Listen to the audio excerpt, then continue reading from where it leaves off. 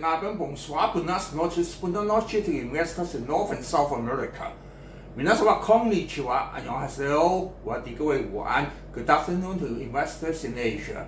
Buenos giorni, buenos dias, good morning, dobry utro, good morning to investors in Europe and Africa. I'm Danny Weir speaking from Hong Kong. It's 23rd Sunday here, 1 p.m. in Hong Kong, 1 a.m. in Wall Street, and 6 a.m. in London.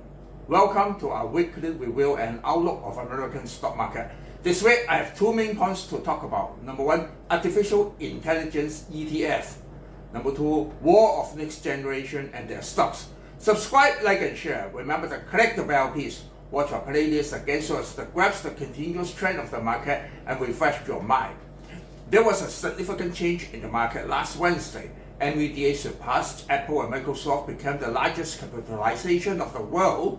Among the top three, they are all over the total capitalization of $3 trillion and running neck and neck. But out of the top 10, there are 7 major companies concerning the development of AI and semiconductors. They are NVDA, Microsoft, Apple, Google, Amazon, Meta, and TSM. The first 6 companies rely on the chips of TSM, and TSM is said to be the next NVDA. However, some people want to buy other potential stocks out of these. What should they do? NVDA had already risen too much. Our long-term audience knew that I have been talking about the Magnificent Seven since last year for numerous times. They occupy 1/4 of the weight in Nasdaq. At that time, NVDA only ranked the 5th, and now a lot of people request to change the weight of NVDA in Nasdaq, and TSM should replace Tesla. That will be another story, but before that day comes, what should investors do if you already possess the Magnificent Seven and found they are already in high positions? What should you do? So we can try the ETF concerning AI. We have to know the first ranking of NVDA denotes another new generation had already come. The next generation will be generated by AI. 10 years later, maybe we need not to apply for a driving license. For auto driving will be popular. It will be the car manufacturer that needs to apply for a full self-driving license and not the car owner. Advertising of promotion videos will be generated by AI. Even education, factories, offices, and war will be governed by AI and not human beings. Those days would not be too far away. There are 4 ETFs introducing this week where the total assets are all over 5 mm. IYW, the iShare US Technology ETF, has a total asset of 19126 mm, and the price has risen for 23.43% this year. For Nasdaq, it only rose to 20.1% in 2024.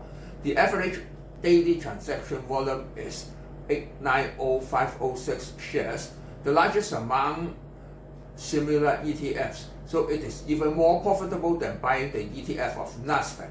The FTEC, Fidelity MSCI Information Technology, has the second largest total asset, which is 10894 mm, and the price has risen for 20.47% this year, still a little more than Nasdaq.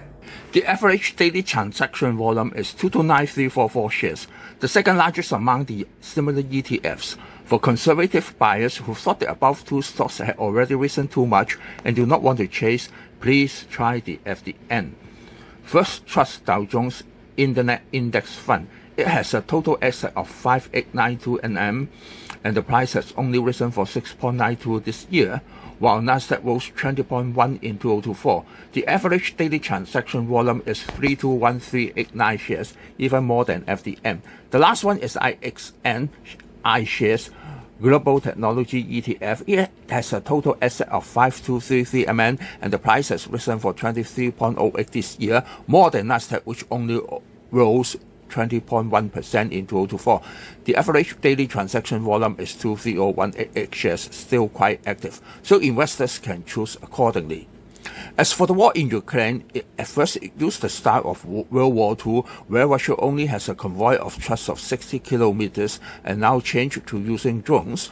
Joe Biden just granted the sales of arms to Taiwan, which is the 16th sales during his presidency and 122nd sales since 1979. This time it sold several types of drones, including Switchblade LTS 600M for 190 sets. In order to prevent the army crossing the Taiwan Strait, it is believed they should sell 10,000 to 20,000 sets in the next few years. Mind that the manufacturer also is still a private company, and now people expect them to go public, so please keep an eye on it. Another strategy is to use the unmanned submarine Manta Ray, which is manufactured by Northrop Grumman NOC. No matter what NOC would produce for Taiwan and Ukraine, it is another story, but the stock price is low, quite worthwhile to buy for conservative buyers. For tension in South Sea, East Sea and Taiwan Strait are quite tight now, so the sales of arms, no matter on unmanned planes, traditional fighters or submarines, will have good demand for few countries would have money to buy the expensive aircraft carrier like the US Ford. As I have said before, the training of an F-16 pilot needs 2 years in video safety at 2023, 0206, and that's why the F-16 in Ukraine still cannot fly in the sky now. So beware of the change of AI style, not only to daily life but to war also. The latest news is that US wished to form a team of flying tigers in Ukraine. This is in World War II. The flying tigers are using international pilots. Putin does wish to have peace talk, and Joe Biden would use the method of Donald Trump, that's to unite with Russia to have Cold War against China. Let's see what will happen next. So again, subscribe, like and share. Sayonara, auf Wiedersehen, ado, bye bye, see you next week.